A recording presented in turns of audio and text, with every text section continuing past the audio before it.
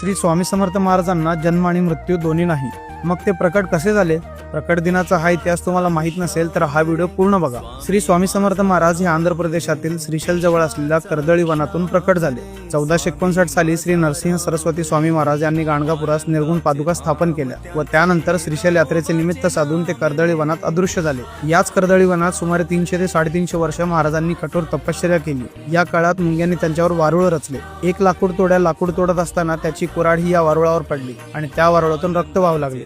बघता क्षणी त्या वारुळातून एक अजानुबाहू तेजस्वी मूर्ती प्रकट झाली आणि तेच होते अक्कलकोटचे श्री स्वामी समर्थ महाराज. त्याच दिवसाला आपण प्रकट दिन म्हणून साजरा करतो. नंतर काशी, प्रयाग असे भ्रमण करत ते उत्तरेकडून दक्षिणेत आले. 1856 मध्ये स्वामी समर्थ महाराजांनी अक्कलकोटमध्ये प्रवेश केला आणि सगळ्यात आधी ते याच खंडोबा मंदिरमध्ये थांबले होते. स्वामींनी 22 वर्ष अक्कलकोटमध्ये वास्तव्य केले आणि अक्कलकोट हे तीर्थक्षेत्र झाले. अक्कलकोट ही एक अशी जागा आहे जिथे स्वामींनी आपली साधना केली, भक्तांना आशीर्वाद दिले आणि भिवू नकोस, मी तुझ्या पाठीशी आहे असा विश्वास दिला.